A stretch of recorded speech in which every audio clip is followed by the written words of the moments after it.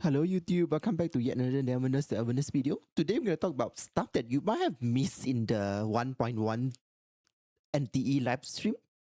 The first thing is a potential like pet system or maybe a anomaly affinity system that they were discussed in the background of the trailer. You pay attention to the words spoken by the reporter on the news. The Sunward Resort, founded with the support of the happy philosophy of sharing a home with anomalies. The resort. Did you hear that? He says that the resort is now open to the public, and then the philosophy of the resort is like sharing a home with between humans and anomalies. You think somehow the kid got swapped? I've heard of similar things lately. What the heck are you saying? The resort sponsor, renowned philanthropist. Yeah, and then the reporter goes on to say that the place is like a home for non-threatening bio-anomalies. Nana had this to say. I believe the experience of forming an emotional bond with So loud. Yeah, that stresses a lot between the relationship between anomalies and like human beings as a big drawing point of the summer resort that we are going to. So that's a very interesting like idea to be pushing forward in the main trailer. As this location, you can see a lot of anomalies like humans are hanging around like side by side. I don't think we have ever seen that in the main city before, where humans are like openly like engaging with the anomalies.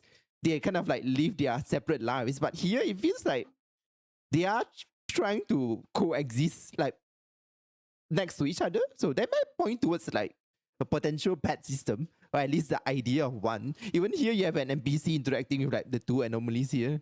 So that's interesting. And then we have a bit of a story throwback into chapter 3, I believe. If you see this thing here, this thing was the anomaly relic that was stolen by the Red Riding Hood looking character from the auction. So I think our story will revolve around this thing. Also, that is the Red Riding Hood looking lady. And I assume this is the Scarlet letter. So I assume this is like maybe higher up in the organization. And they are both like from the Scarlet letter. They are both involved somehow. So I guess we're going to see like more development regarding the Scarlet letter. Maybe these two characters. I don't wonder who this is. I don't think that's Janko. Doesn't look like Janko to me. And then we got the new locational anomaly, Corridors of Echoes. This, I feel like it might be a repeat like content similar to Beyond the Rails. Because I feel like all the major gacha so far has a roguelite mode. Like in Wuwa, you have Whimpering Ways. This feels like their own version of Whimpering Ways. Because as you can see, it's a lot of like different set pieces that you can like traverse between. As for why I'm guessing it's kind of roguelike mode is because these set pieces, I believe you can travel between them. Like this is one and this is the other one. And you can see here, there is a very like, there's a portal here. So I assume like you can travel between them. Like clearing the different stages for roguelike mode. I guess it's my guess for now, but what do you think? What do you think this might be? Okay, now you might be approaching a new location in the new map, because this is a showcase for Chaos Skin. But if you look at the building back here, I don't think there's any like teleportation telephone booth in the game currently that's inside a building. So I feel like this is probably a new location. And I do appreciate like the game letting us into the building. So this is quite interesting to me. Also, like this whole theme is a very nautical theme with the ship and so on. Alright, now we are moving on to the Porsche collab, which I believe there will be more coming in the future.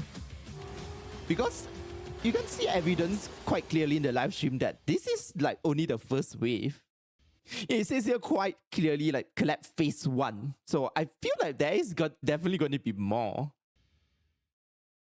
And this is like another clear evidence. This is the spider. And then these two, I'm not a car person, but they definitely look different to me. So I assume there'll be more coming.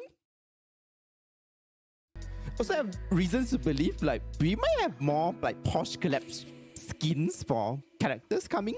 So how do we actually get the collab? Because if you listen to what the host said, outfits we just saw in the video. The Collab vehicle, the Porsche 918 Spider, along with this round's collab. Yeah, he stated quite clearly around these rounds collab outfit. So there's probably going to be like future rounds. What kind of future collabs outfit you might want to see? Okay, I didn't mean to like pause on this screen. It just happened to be like that. So now we are going to talk about, this might not be important to you, but it's very important to me as a former Sims player. The game does showcase like a lot of new furniture in the new apartment. If you see here, the red and black bars too are new. They are not in the current furniture list. The couch is not new, is there? The gym equipment are totally new. We have never seen like those kind of furniture at home before. I wonder if you can purchase them like as separate pieces. And then we have already seen those anomaly furniture. The vase is already in game. Then let me skip further a bit. Yeah, and then these ceiling lights.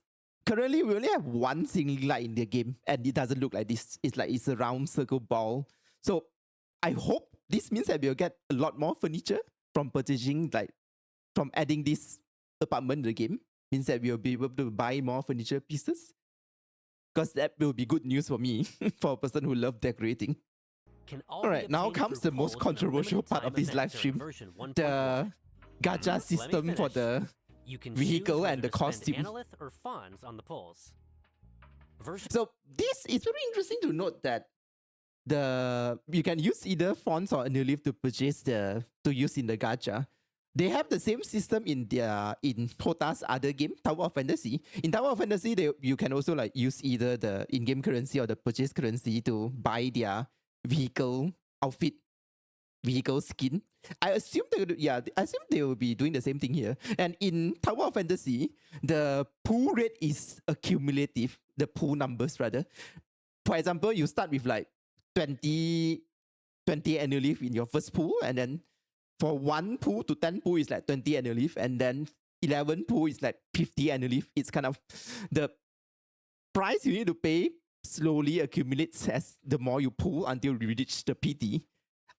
Of course, we have no details. At least I have no details about how the system is going to be, but I assume they will follow the same system.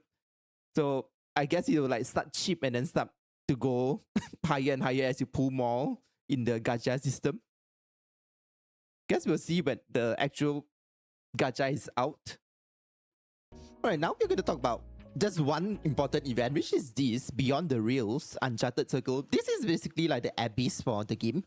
A lot of people have missed this, but I realized that they've shortened the time period for Beyond the Rails, because currently in game our time period is like 1 month or 35 days.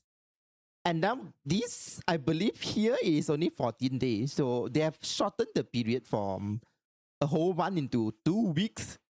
So I guess this means that you're able to get like do Abyss twice in a single cycle instead of just one Abyss one cycle.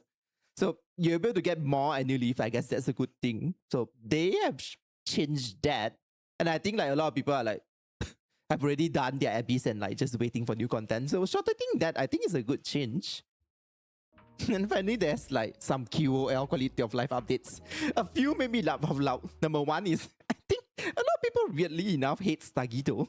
So they added an option where you can mute Tagito during the story quest. I find him just fine. How do you find Tagito? Would you mute him in game?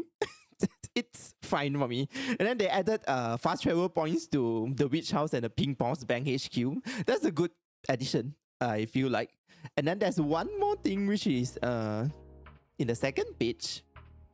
This used to be a bug in the game. I think they fixed that bug and then turned it into a life skill for Cheese. So Cheese, in the past, when you can use like some tricks to highlight all the items that you can collect in the game, but in the ping pong heist, and then now they've turned it into an actual life skill for Cheese. So it's a good reason to level up your Cheese.